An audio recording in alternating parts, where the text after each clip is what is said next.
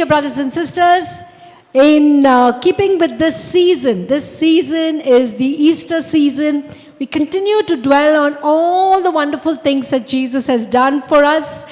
And today we will be focusing on Jesus, the mediator of a better covenant. Okay? And this teaching is based on Hebrews 8 verse 6. But now he has obtained a more excellent ministry, as much as he is also the mediator of a better covenant, which has been enacted upon better promises. Okay? So what I want to focus here on is the ministry of Jesus is more. What kind of ministry? A more, first line, more excellent ministry. Okay? There are chairs here. Yeah. Okay? As much as he is also the mediator of a, what kind of covenant? A better covenant enacted on better promises. Okay? Are we houseful today? Nice feeling. Okay? Yes. So Jesus is truly has a better ministry, and he's the mediator of a better covenant enacted on better promises. So this is what I'm going to be focusing on. Jesus, the mediator of the new covenant. Okay? And a very quick look at all the old covenants to see how this new covenant is better than all the old covenants. And finally, this new covenant is enacted on better promises. So what does that mean? Okay? These three things from that verse are going to be what we are focusing on. So Jesus, dear brothers and sisters, is the mediator of the new covenant. Shall we give him praise for this? Thank you, Lord. We bless you, Jesus. Thank you, Lord. You truly are the most excellent mediator of a new covenant. We thank you. Amen. Okay? So, dear brothers and sisters, to be the mediator of this new covenant, Jesus played multiple roles. Okay? And one of the roles that he played, very important role, is that of the heavenly high priest. He is our heavenly high priest. Okay? So, Hebrews chapter 8 verse 1 says, the main point of what has been said is this: we have such a high priest who has taken his seat at the right hand of the throne of the majesty in heaven.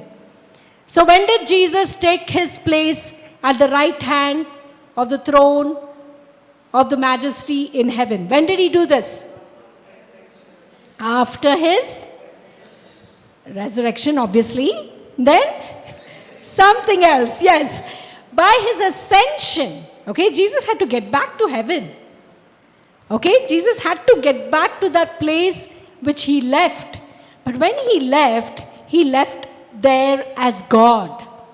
When he went back, he was transformed. What did he get? When he went back with his scars. And the scars were on his body. Jesus went back with a human body, which was a resurrected body, but he was transformed forever. He was transformed forever. Jesus did not go back the way he came, but he will come back the way he went. When? Yes, he will come back a second time. That's what the scriptures tell us. The way you saw him go, he will come back as God and man, as the Lamb of God. And today we just sang about him as the Lion of Judah.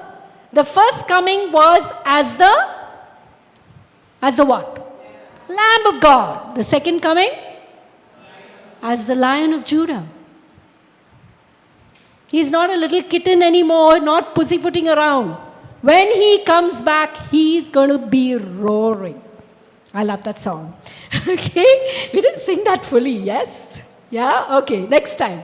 Okay, so by his ascension, Jesus has taken his place. Now, the Lamb of God is seated on the throne at the right hand of God in accordance with Psalm 110, verse 1, where he presides over the heavenly sanctuary established by God himself. Okay? I'll come back to that second sentence a little later. Psalm 110 verse 1 says, "The Lord said to my Lord, sit in the place of honor at my right hand until I humble your enemies, making them a footstool under your feet." So where is Jesus now? Sitting at the right hand of God. And what is he doing? He's actually waiting. He's waiting for God to humble all his enemies and bring them to subjection underneath his feet. Is there a chair here? Meena's, okay.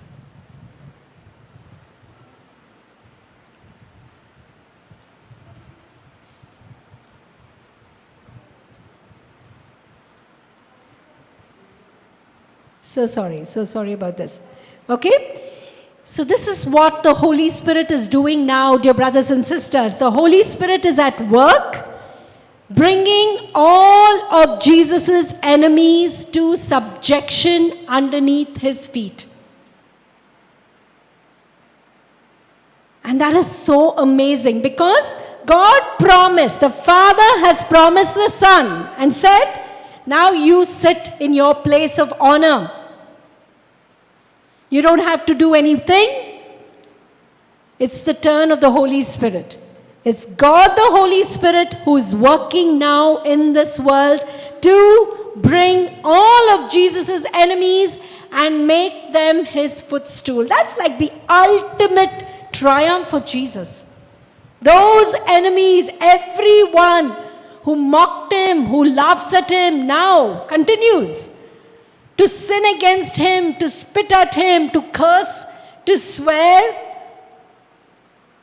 to ridicule the name of Jesus, to raise a hand of rebellion. Everyone who stands against the name of God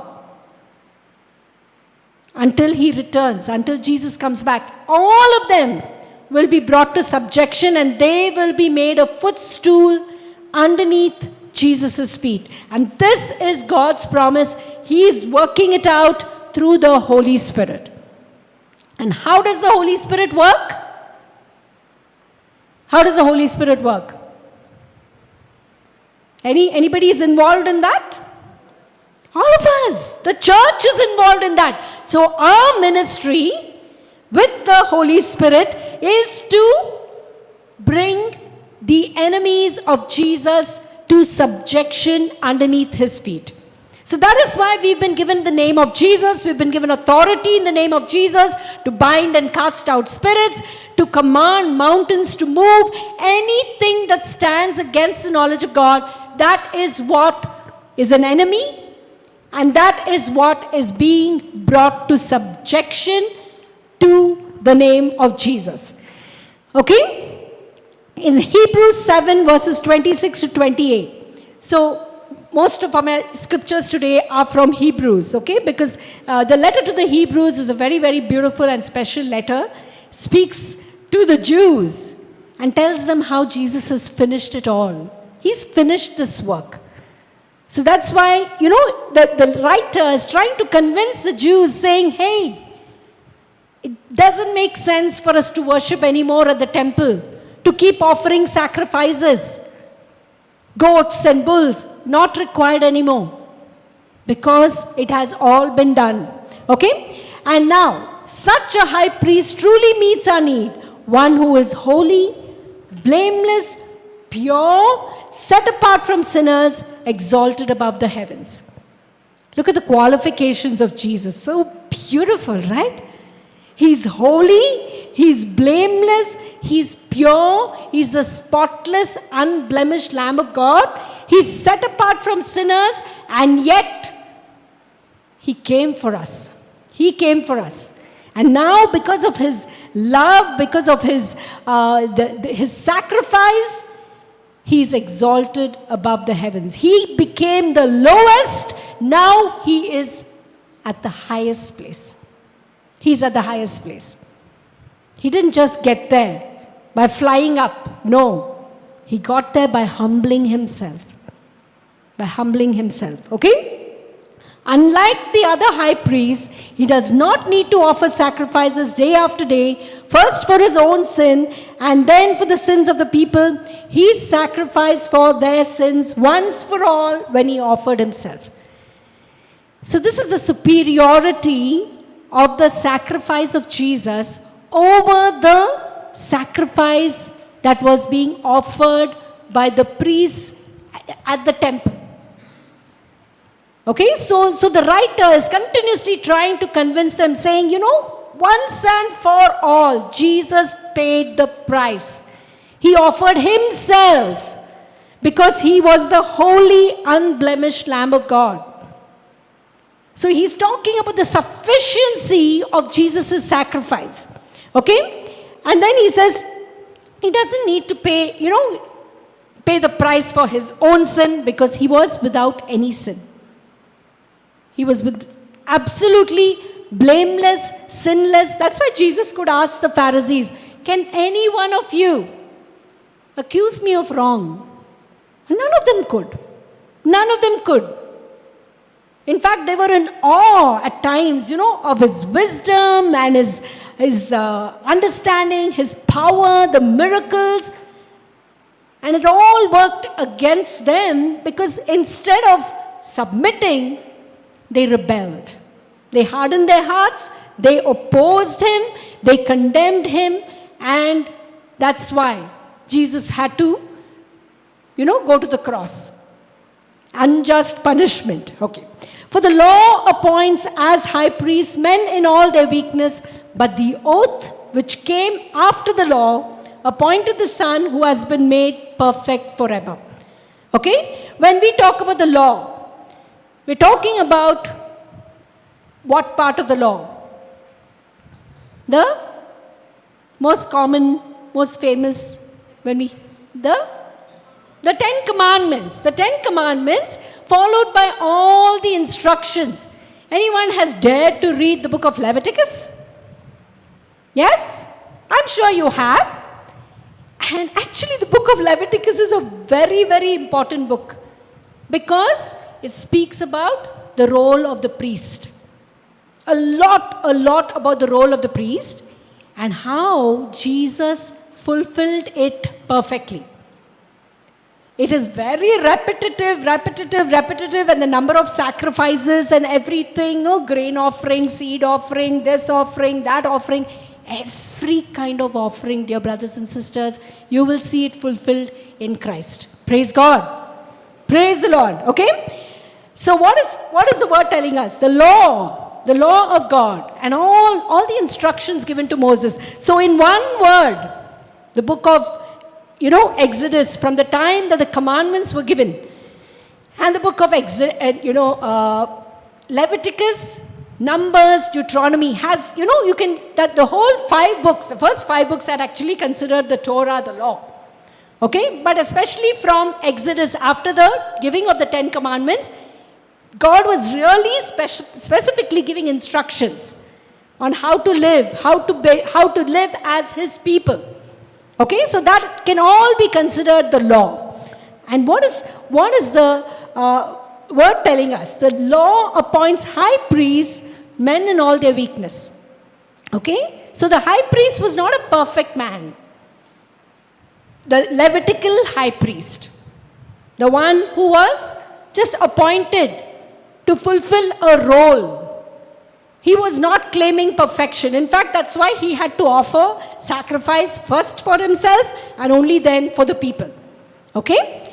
But the oath which came after the law. So then there is something superior to the law. There is something superior to the law. What is it? The oath. The oath, which is the promise where the Son was appointed who has been made perfect forever. Okay? So what is the oath, dear brothers and sisters? This is the oath. The oath is God's solemn affirmation. It came later on. It came later on in the book of Psalms.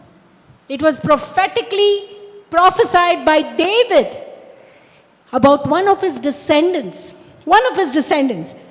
God told one of David's descendants, through David, he says, you are a priest forever after the order of Melchizedek. Okay?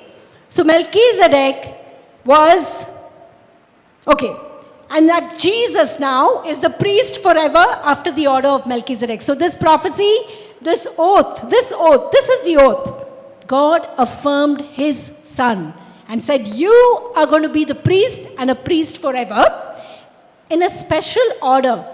In a special order. You're not going to be a Levitical priest. You're going to be a priest after the order of Melchizedek.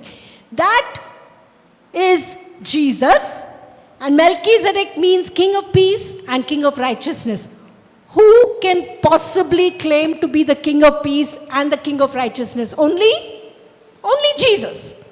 Okay? So this was fulfilled perfectly by Jesus. And this oath is permanent and it's an unbreakable promise of God. So this was a promise the Father gave to the Son and said, you are going to be set apart. You're going to be different from these. You're going to be of a different class, a superior class. The priesthood of Melchizedek was above the law, was before the law. In fact, the king Melchizedek was someone whom Abraham gave tithes to.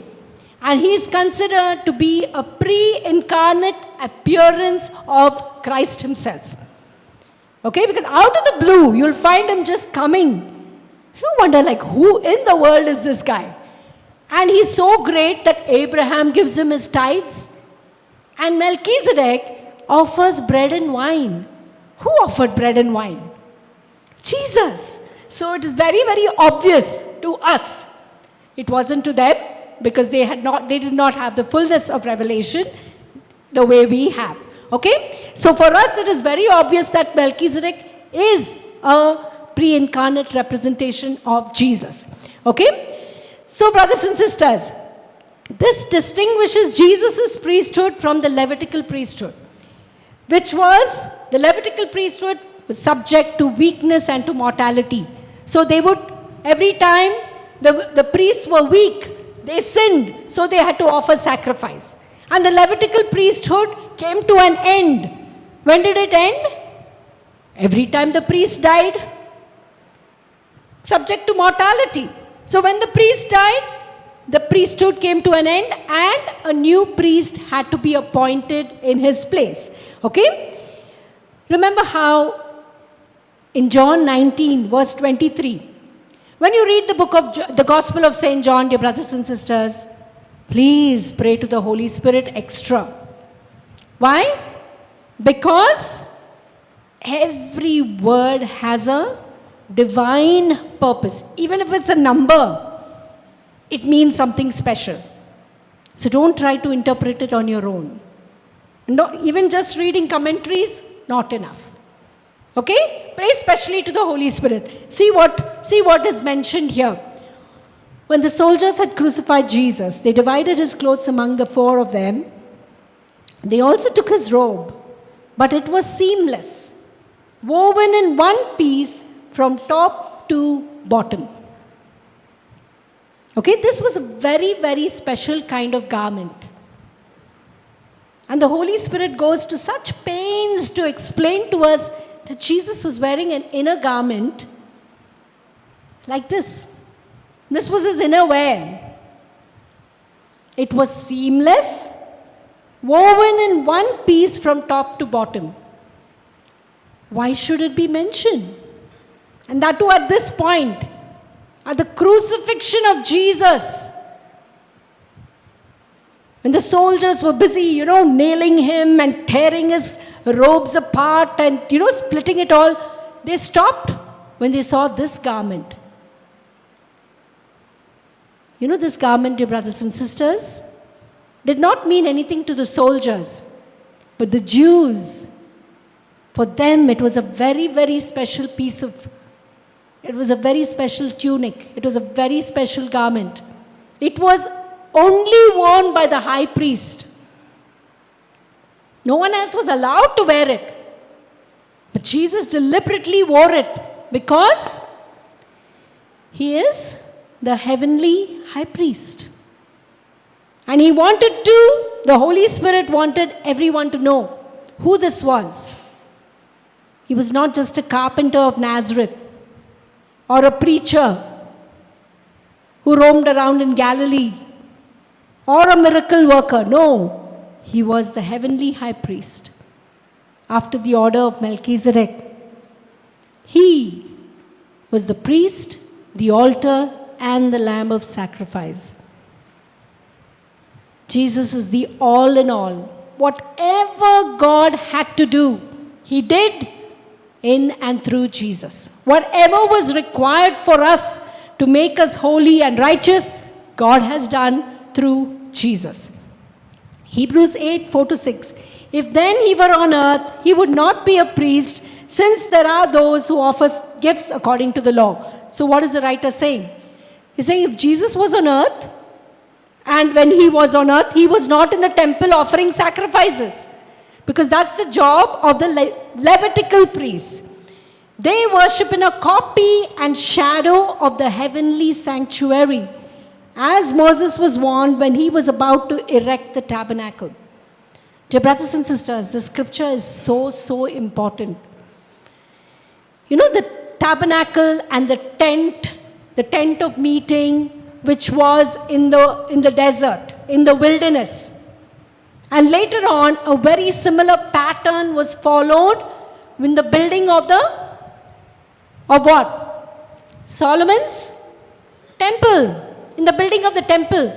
And all this, see what the writer is telling us. You know, everything Moses has seen as a vision, he was looking at heaven. He was looking at heaven and he was being given instructions saying, make it exactly like what you are seeing. So the temple of Jerusalem was built after a temple in heaven. It was a copy. It was a copy. In those days, imagine no photocopiers, nothing. And yet Moses was given a vision, and Moses just followed those instructions later on for the tent of meeting, and that had to be carried into the temple, into Solomon's temple. For he says, see that you make everything according to the pattern shown you on the mountain. So Moses saw all this as a vision. He came and gave instructions. It was written down. Then it was followed in the building of the temple. And why is it so important? Why is it so important, dear brothers and sisters? Now he has obtained so much more excellent a ministry, as he is mediator of the better covenant, enacted on better promises. Okay? So, who was the mediator of this covenant, the old covenant? Moses. So in comparison with Moses, here is Jesus, who has a much more excellent ministry, as he is a mediator of a much better covenant. And what makes the covenant better is the promises that God has given. Because in the book of Deuteronomy chapter 28, have you heard of Deuteronomy 28, dear brothers and sisters? What is that topic? What is it called? Blessings and curses. Blessings if you obey, 1 to 14, verses 1 to 14. Curses if you disobey. 15 onward. And honestly, the curses are more than the blessings, which are recorded in that chapter. better promises, only blessing, more blessing, exceedingly, abundantly, above and beyond anything that you could ever ask for or imagine. That is what has been given to us. Because somebody became the curse. Who became a curse? Jesus. Cursed is everyone who hangs on a tree. He was hung on a tree. He became accursed for us. For us, dear brothers and sisters. So, this is the pattern that was shown to Moses of the Holy of Holies. Okay? The Ark of the Covenant was right inside here, and on top of that was the mercy seat. I have another picture of that. So this is the Holy of Holies. This place is called the Holy Place. Okay? And the priest would stand here and offer sacrifices. Okay? And remember, all this was based on a pattern which was from heaven. There was a curtain, very, very thick curtain, which separated the most holy place from the holy place. And what happened to that curtain? It was torn in two. By whom? From the top to the bottom. What does that mean? Who's on top? The one who's on top tore the curtain that was separating, that had veiled, that had, hindered us from coming to Him. When did it happen? The very moment Jesus said, "It is finished." When the price of sin had been paid. By His blood, He reconciled us to God. Okay? Now, this is the Ark of the Covenant, which was right inside in the most holy place. Okay? Right on top, you have the mercy seat with this golden cherubim, two on either side, covering the base, which is the mercy seat. And the high priest, once a year, on the Day of Atonement, would enter that place and sprinkle the blood of the goat or the sheep that was offered as a sacrifice on that mercy seat. And because of that sprinkling, God would forgive and cover the sin of Israel. He forgave them. But all that was a copy of the real temple in heaven. In heaven, dear brothers and sisters. So, truly, Hebrews 9:12-14. For Christ did not enter into a holy place made with human hands, which was only a copy of the true one in heaven. Just as the high priest enters the most holy place once a year, sprinkling the blood, Jesus went into heaven itself, carrying whose blood? His own blood. His own blood. And He appeared before the Father carrying His own blood. I mean, I can't even imagine how this scene would have looked, no?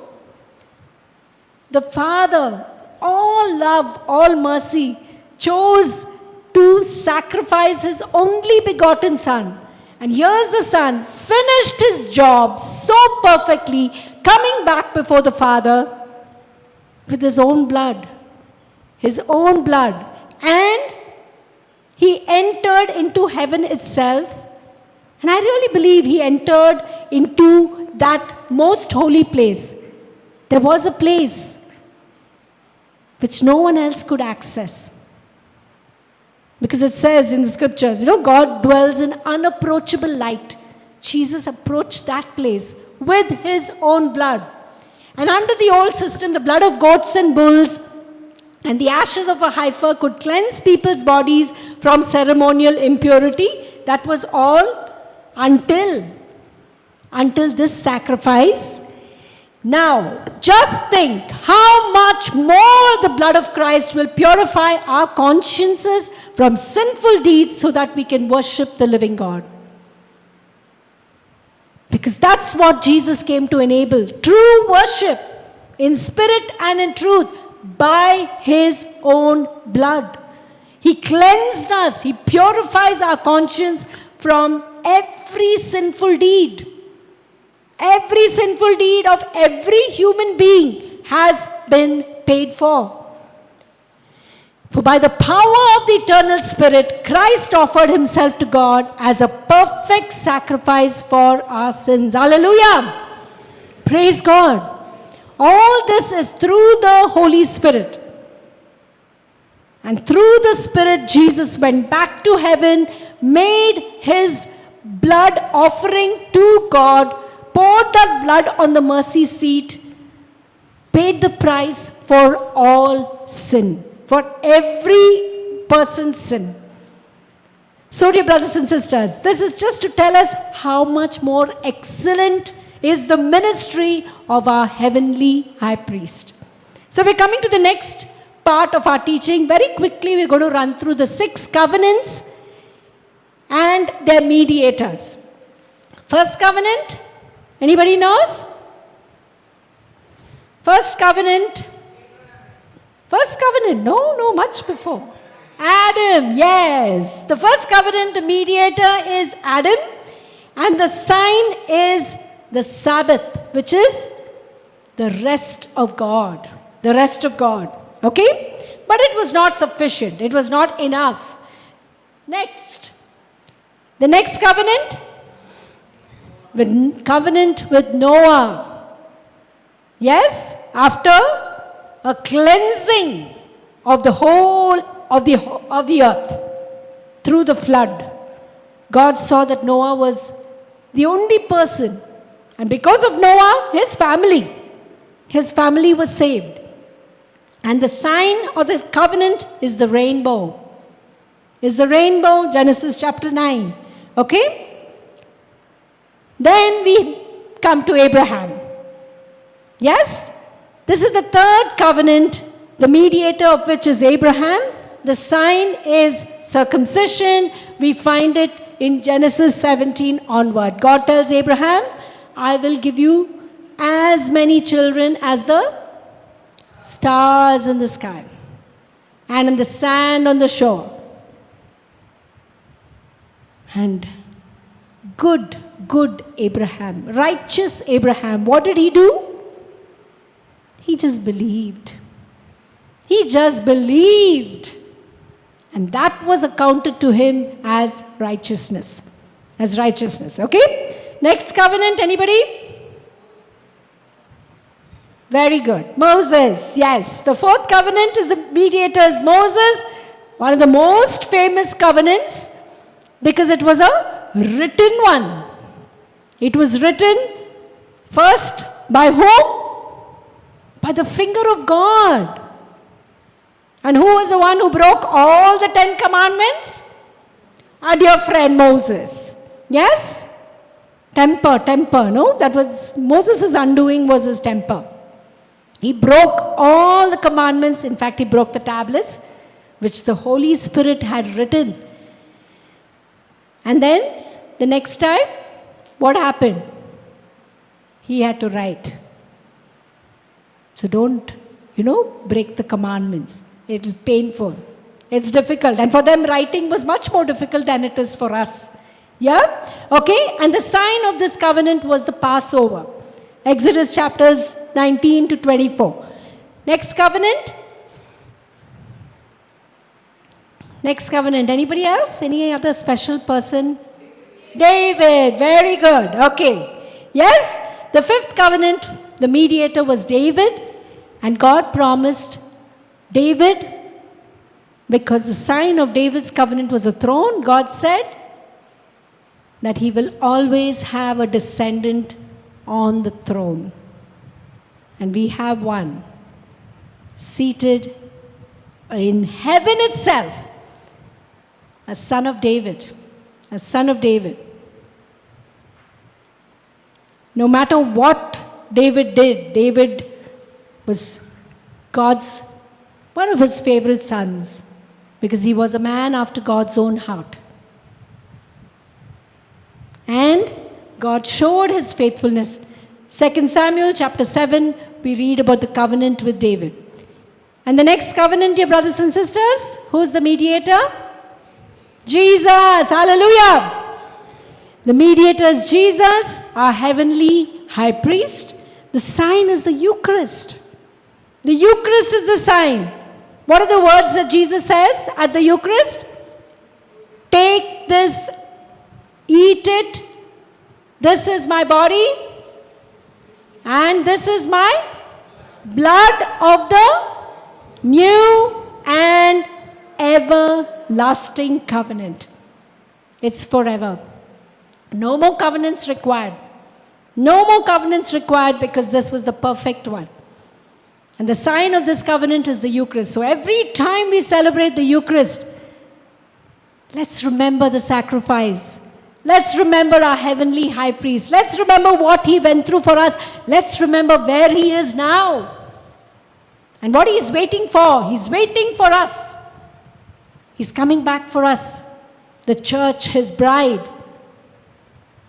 Let's pray for our new Pope, that he will truly lead us from the front in holiness, in righteousness, in purity, set apart from the world. The Pope needs prayer. And we must pray for our Pope. We must pray for our Pope, dear brothers and sisters. Okay? Yes, such a high priest. He's the mediator. He truly meets our need. One who is holy, blameless, pure, set apart from sinners, exalted above the heavens. Jesus did not take shortcuts. He didn't take any easy routes. His was the worst imaginable punishment of his days. The crucifixion. And Jesus was willing to go through it all. And he did it for us. And that is why he's exalted above the heavens. The new covenant, dear brothers and sisters, is a far greater and better covenant. Incomparably greater and better than all the old ones. Hebrews 9 verse 15 tells us, therefore he is the mediator of a new covenant, so that those who are called may receive the promised eternal inheritance. So every promise that God has given us, and our eternal inheritance which we begin to enjoy now,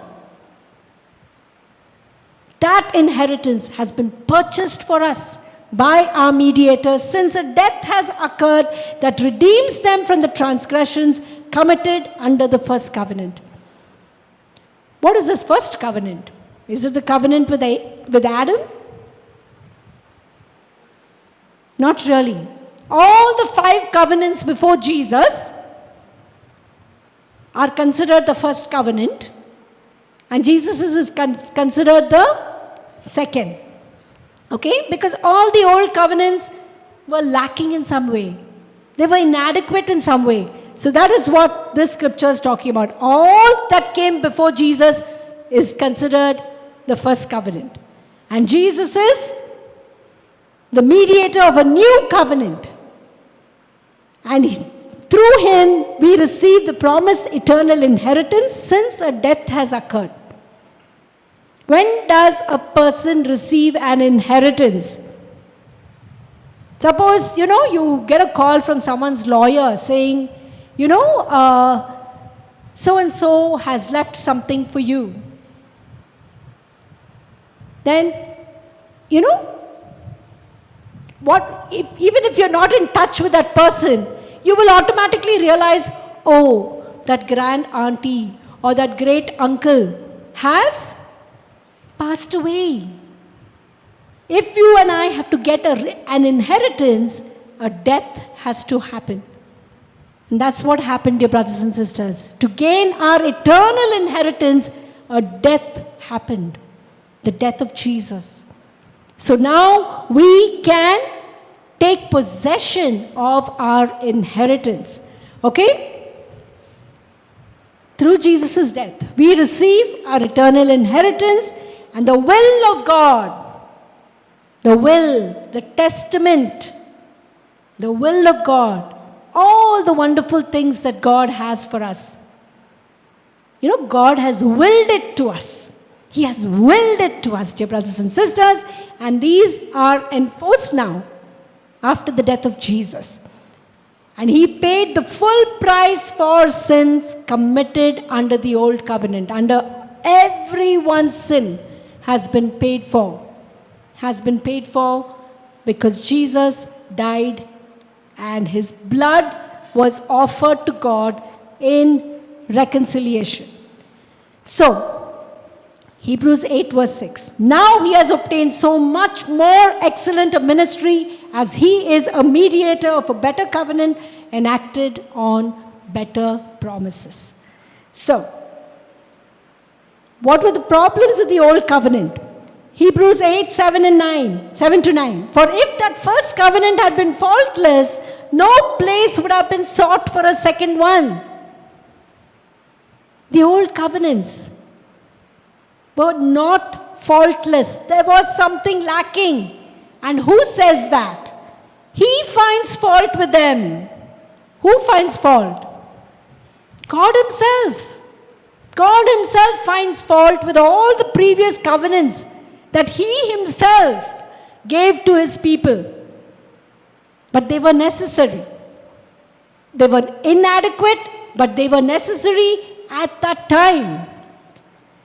But in the fullness of time, He says, behold, the days are coming, says the Lord, when I will conclude a new covenant with the house of Israel and the house of Judah, with His people. It will not be like the covenant I made with their fathers. What happened to that covenant? The day I took them by the hand to lead them forth from the land of Egypt, what did they do with that covenant? Did they keep it? No, they did not stand. They did not stand by the covenant. But what is God going to do? And at that time, He rejected them. I ignored them, says the Lord. He had to turn His face from them until the fullness of time. But this is the covenant I will establish with the house of Israel. After those days, says the Lord, I will put my laws in their minds. I will write them upon their hearts. I will be their God, and they shall be my people. This is Jeremiah chapter 31, verse 33. Where God is deciding, He's saying, no, I'm not going to write on stone tablets. I'm not putting it outside. It's going to be an internal covenant. But to write inside, someone has to get on the, where? On the inside. Someone had to get into us. So that is why God could not do it immediately. Jeremiah prophesied it, but it did not happen then. What happened? Hebrews 8, 11, 13. And they shall not teach each one his fellow citizen. More descriptions about this beautiful covenant. And kinsmen saying, know the Lord, for all shall know me, from the least to the greatest, and I will forgive their evil doing, remember their sins no more. When He speaks of a new covenant, He declares the first one obsolete. He declares the first one not necessary. It was not required. It's not required anymore. And what has become obsolete has grown old and is close to disappearing. Now, after Jesus, has disappeared. Has disappeared. The old covenant's gone forever because the new is enforced. So, the new covenant, brothers and sisters, from Jeremiah to Ezekiel, just got better and better. Ezekiel 36, 25 to 27. I will sprinkle clean water on you, and you shall be clean from all your uncleannesses, and from all your idols I will cleanse you. I will give you a new heart, and I will put a new spirit in you. That spirit which died in the Garden of Eden when Adam and Eve chose to disobey God. Now we're getting a new spirit. A new spirit, and I will remove the heart of stone from your flesh and give you a heart of flesh. And God saves the best for last. And I will put my spirit within you and cause you to walk in my statutes and be careful to obey my rules. The Holy Spirit within us will write that word upon our hearts, upon tablets of flesh, and make us walk. You know, somebody holding on to our feet and ensuring that we walk on the right path. That's the Holy Spirit within us. Hallelujah. Praise God. Do you want to sin? You want to sin also, you cannot. Because that's the grace of God that's working. Sin can be resisted so easily. The more we yield to the Holy Spirit, dear brothers and sisters. This is, you know, the old and the new covenants. When you contrast them, letters of stone, external. Here, the Spirit is inside, and that law is written inside. It's internal. The old covenant, disobedience led to death, but the Spirit gives life. The Spirit gives life. Lesser glory. Moses came down the mountain and people couldn't bear to look at his face. That was a covenant which was passing. And it was of lesser glory. How much greater the glory. Now, in this new covenant, this was a temporary covenant. That is a permanent covenant. It lasts forever. This covenant, disobedience led to condemnation. The new covenant, we believe in Jesus, we stand righteous. Moses was the mediator of the old covenant. Jesus is the mediator. An excellent ministry, better mediator, better promises. The old covenant caused them to be blinded and their hearts were hardened. See how Paul was. He was blind. Saul of Tarsus. He was blind. Not just physically, for 3 days. And his heart was hardened. He was attacking all the people who were following Jesus. But through the Spirit, our eyes are unveiled and we walk in freedom. We walk in freedom. That's the power and the blessing of the new covenant, dear brothers and sisters. And this most awesome covenant, the better promises fulfilled on Good Friday and completed when? On the day of Pentecost. This covenant took a few days. Good Friday, after Easter season, Ascension, 9 days later, Pentecost. So it was a period of maybe about 50 days from Good Friday to Pentecost. From Passover to Pentecost. And the fulfillment of the better promises. The lawgiver now is within our hearts. Hallelujah. He doesn't just say, okay, do this. He's within us to help us to do it. To help us to obey. The helper within. And this is what we celebrate at every Eucharist, dear brothers and sisters. You know, I pray that the Eucharist becomes more meaningful for us. And we draw more from the Eucharist. Because there's so much. Fully loaded. Fully loaded. That's what it is. Celebration of Good Friday and of Pentecost. That is the Eucharist. Okay? Yes. The lawgiver within us. Grace to believe in the finished work of Christ. Given freely. The finger of God, the Holy Spirit, writes this law. Every time we read the word, we meditate on the word, our mind is renewed. That word is getting written on the inside. And as we allow that word to become flesh in us, we're also enabled to obey that word. And then we're enabled to follow that word. And we are standing continually in the righteousness of Christ. These are all the blessings of the new covenant. All the blessings of the new covenant that has been purchased for us. His righteousness is imputed to us. So in conclusion, dear brothers and sisters, the old covenant versus the new. The old covenant was righteousness by the law. Nobody succeeded. That's why the whole world faced a sentence of condemnation. But God, in His mercy and love, sent forth His Son in the fullness of time with the covenant of righteousness, clothing us in His righteousness, reconciling us to God. Praise God. Hallelujah. Shall we rise to our feet?